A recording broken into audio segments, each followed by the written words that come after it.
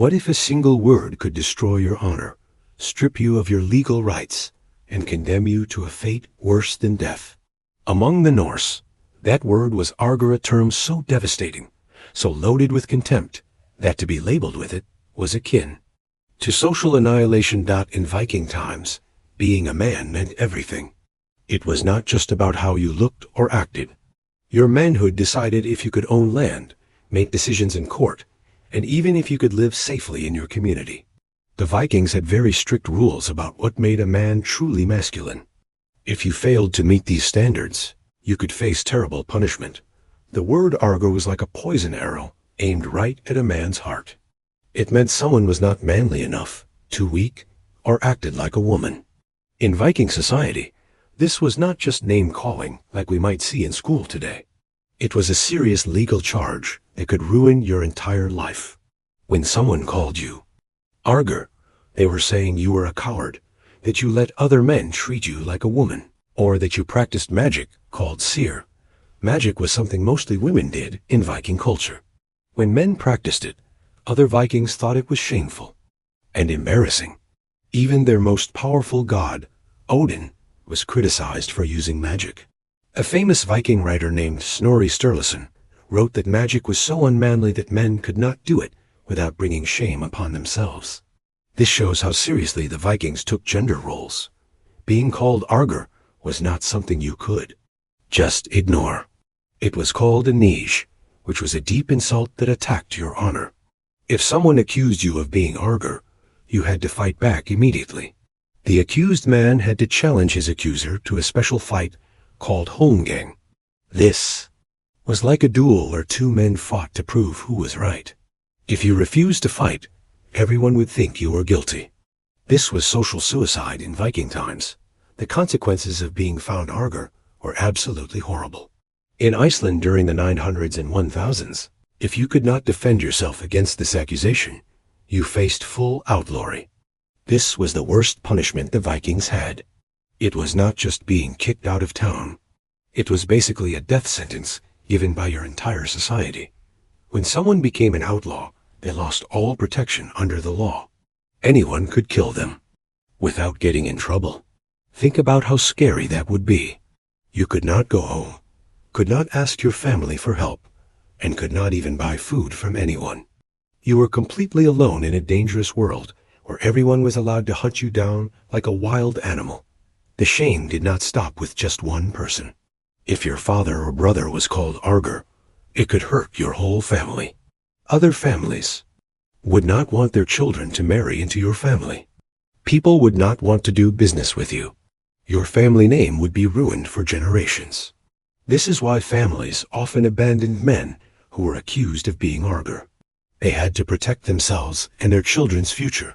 The Vikings believed that being called argr meant you were morally polluted. They thought your soul was corrupted and you were not fit to live among brave warriors. In their minds, manhood was sacred, and the label argr was not just shame, it was complete destruction of everything that made you human. The worst punishment was called Skóggangr, which literally meant going into the forest. This was not a camping trip. It was a cruel form of execution, where society slowly killed you by forcing you to live alone in the wilderness. The legal code called Grágás, which was Iceland's law book, described this punishment in detail. When a man was sentenced to Skóggangr, he had to leave all towns and villages immediately. He could not live anywhere that other people lived. No one was allowed to help him, not even his own family. He could not receive food, shelter, or protection from anyone. If he tried to come back to civilization, anyone could kill him legally. There were two types of outlawry. Lesser outlawry lasted 3 years, and if you survived and did not commit any crimes, you could return home. But full outlawry was permanent. There was no coming back from it. You were sentenced to die alone in the wild, forgotten by everyone you once knew. The outlaw could not attend festivals, could not make religious sacrifices, and could not seek justice if someone wronged him. He became what the Vikings called a dishonored man who had lost all claim to being considered manly. The concept of drengskaper, which meant honorable manhood, was completely stripped away from him. Viking stories tell us about men who suffered this fate. One famous story is about Grágás, who was condemned to live in the wilderness for years. The saga describes how he slowly went crazy from loneliness and fear. His mind, body, and soul were all slowly destroyed by isolation. Very few men survived long as outlaws. The Viking lands were harsh and dangerous. There were thick forests, freezing winters, and wild animals that could kill you. But even worse than the physical dangers was the emotional pain of being completely forgotten. No one would perform religious ceremonies for such a man when he died. No songs would be sung about his life. He was considered dead even before his body actually died. The legal system was very clear about what happened to outlaws. The law stated that anyone could kill an outlaw without paying any penalty. In normal Viking society, if you killed someone, you had to pay money to their family. But if you killed an outlaw, you owed nothing. In some cases, you could even take the dead man's belongings as a reward. For men who were branded argr, the moral weight was even heavier. Their supposed unmanliness was seen as a disease that could spread to other people. Whether they practiced magic, acted too feminine, or violated gender rules, they were viewed as a threat to everything Vikings believed about masculinity. They had to be eliminated, not just removed from society.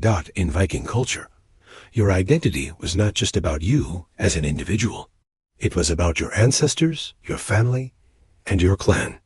A man's worth came from his deeds, but also from his place within his family tree and his honor-bound connections to his relatives. Being called argr threatened to destroy these connections forever.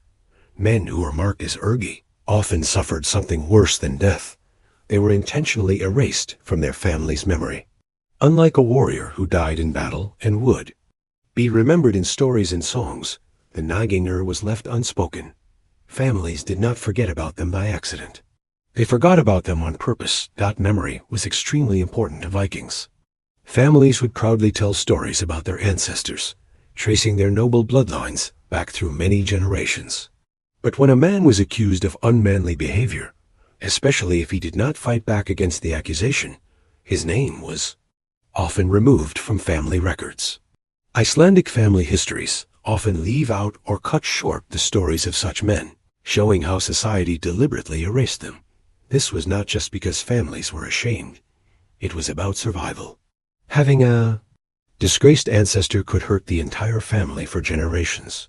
It could make it harder for young people to find good marriages, could affect who inherited land, and could lower the family's standing in the community assembly called the Thing. To protect future generations, families would disown and eventually deny that the disgraced man ever existed. For Vikings, being deemed unmanly could result in exile, death, or total erasure from family history and legacy. A man who was once bound by honor could become like a ghost to his own blood, remembered by no one and mourned by no one. The way Vikings condemned men as argr shows their intense need to control honor through exile, outlawry, and being forgotten. They forged their ideas about masculinity like cold, iron-hard, and unforgiving. This harsh judgment still echoes today when societies decide who deserves protection and who can be cast out. The legends and laws of the Vikings still shape how we think about gender, justice, and memory in modern times. We can ask ourselves which modern social rules mirror the Viking fear of unmanliness. The Vikings believed that your reputation was more important than your life itself. As their ancient wisdom poem called the Havamal warns, cattle die and kinsmen die, and so one dies oneself. But a noble name will never die if good renown one gets.